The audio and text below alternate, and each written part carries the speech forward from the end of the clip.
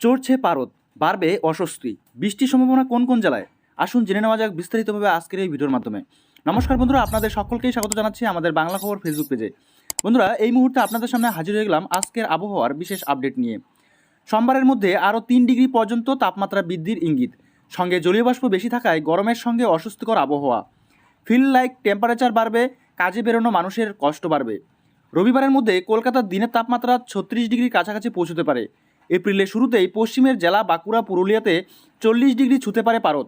পাল্লা দিয়ে তাপমাত্রা বাড়বে উত্তরবঙ্গের জেলাগুলিতেও, তবে এখনই তাপমাত্রার কোনো সতর্কতা নেই রাজ্যের কোথাও।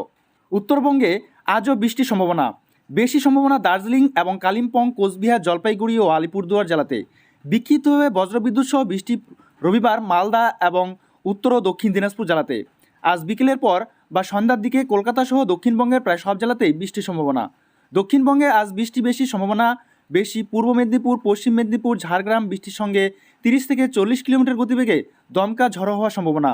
এর জেরে বৃষ্টি পরবর্তী 7 থেকে 9 ঘন্টা তাপমাত্রা কিছুটা সহনীয় অবস্থায় আসবে, পরে আবার তা বাড়তে শুরু করবে। এপ্রিলের শুরুতে রীতিমতো উষ্ণতাজনিত ভোগান্তির শিকার হবেন দক্ষিণবঙ্গের মানুষ। পশ্চিমাঞ্চলের জেলা তো বটেই, গাঙ্গেয় দক্ষিণবঙ্গে তাপমাত্রা এবং আর্দ্রতা দিনের পিক আওয়ারে অর্থাৎ বেলা 12টা থেকে 3টে পর্যন্ত নাজেহাল করবে মানুষকে। কাল রাতের তাপমাত্রা 27.3 ডিগ্রি, যা এই সময়ে স্বাভাবিকের থেকে 3 ডিগ্রি বেশি ছিল। কাল দিনের তাপমাত্রা 34.7 ডিগ্রি। বাতাসে জলীয় বাষ্পের পরিমাণ রাতে 53% এবং দিনে 90%। আজ কলকাতায় মাঝে মাঝে আংশিক ও কোনো কোনো সময় সম্পূর্ণ মেঘলা আকাশ। বিকেল বা সন্ধ্যার পর বজ্রবিদ্যুৎ সহ বৃষ্টির পূর্বাভাস রয়েছে। আজকের তুলনায় আগামীকাল বৃষ্টির সম্ভাবনা সবথেকে বেশি।